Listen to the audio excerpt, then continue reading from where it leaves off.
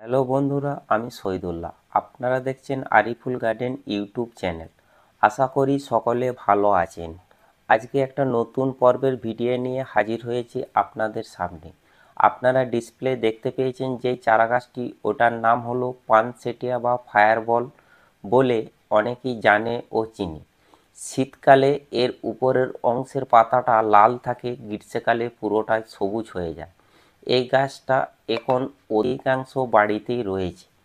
ওই সমস্ত গাছের কিভাবে নার্সারিতে নতুন চারা তৈরি করে সেই পদ্ধতি বা সিক্রেট আপনাদের সামনে তুলে ধরছি এই ভিডিওতে।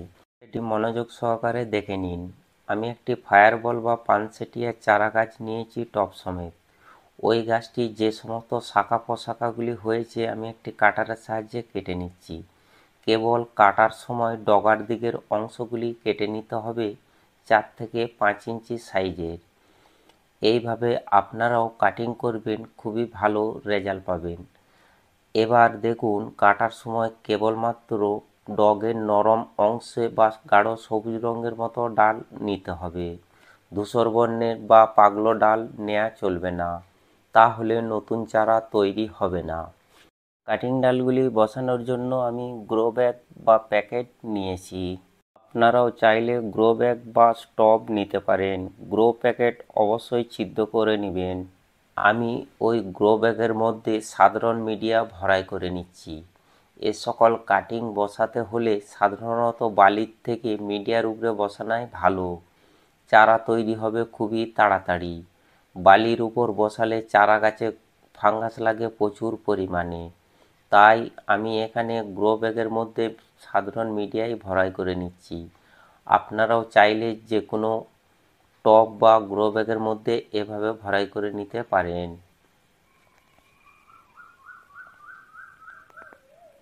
এখন আমার গ্রো ব্যাগের মধ্যে ভরাই করা কমপ্লিট হয়ে গেছে। এইভাবে আমি সমস্ত গ্রো ব্যাগে মিডিয়া ভরাই করে নিয়েছি। এবার ওই কাটিংগুলো বসানোর জন্য এরকম একটা কাটিং পাউডার আপনাদের বাজার থেকে কিনে নিতে হবে। ওই কাটিং পাউডারটা আমি একটা ছোট্ট ডিবার মধ্যে নিয়ে একটুকু জল দিয়ে ভালো করে পেস্ট তৈরি করে নিয়েছি, যেটা মলমের মতো দেখতে হয়েছে। এবার ওই সমস্ত কাটিং ডালগুলির গোড়ায় এই হরমোনটি লাগিয়ে নিতে হবে সুন্দর করে। লাগিয়ে নেওয়ার পর 1 থেকে 2 মিনিট অপেক্ষা করবেন, যাহাতে রোটিং হরমোনটি ওই সমস্ত কাটিং ডালের গোড়ায় ভালোভাবে আটকে যায়। এবার যে গ্রো ব্যাগগুলি আমি আগে থেকে মিডিয়া ভরাই করে এবং জল দিয়ে ভিজিয়ে রেখেছিলাম, সেই গ্রো ব্যাগের মধ্যে কাটিং ডালটি এভাবে বসিয়ে দিতে হবে, যেন কাটিং ডালের গোড়াটা ওই মিডিয়ার মধ্যে 1 থেকে 2 ইঞ্চি গভীরে যায়। আপনারা লক্ষ্য করুন, অন্যান্য ডাল কাটিংয়ের সময় গোড়ার দিকের পাতাগুলি ফেলতে হয়, কিন্তু পানসেটিয়া বা ফায়ারবল কাটিংয়ের সময় গোড়ার দিকের পাতা ফেলতে হয় না। এইভাবে কাটিংগুলি বসিয়ে একটুকু হালকা ছায়া জায়গায় রাখবেন।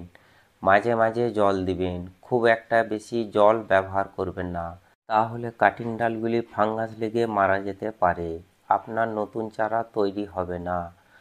আপনি এমনভাবে জল দিবেন যেন মিডিয়া ময়েশ্চার থাকে। মিডিয়া যত ময়েশ্চার থাকবে, চারা গাছটি 25 থেকে 30 দিনের মধ্যে গ্রো বা নতুন চারা তৈরি হয়ে যাবে।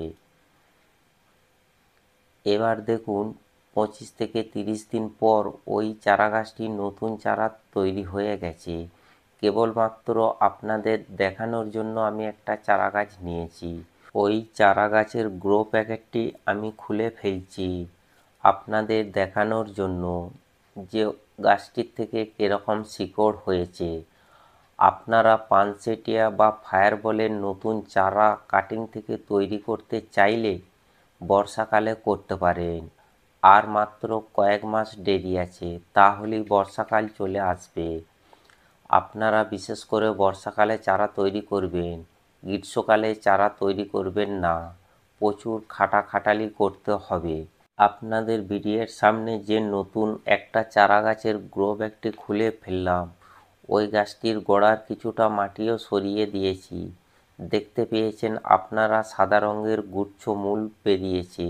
এবার ওই চারা গাছটি আপনারা এরকম টবে অথবা বাগানের মধ্যে প্রতিস্থাপন করতে পারেন।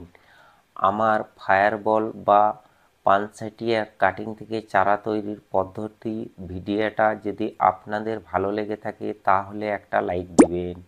চ্যানেলে নতুন বন্ধু এসে থাকলে চ্যানেলটিকে সাবস্ক্রাইব করে পাশে থাকা বেল আইকনটি অন করে দিবেন। ততক্ষণ আপনারা ভালো থাকুন, সুস্থ থাকুন। ভিডিওটা দেখার জন্য আপনাকে ধন্যবাদ।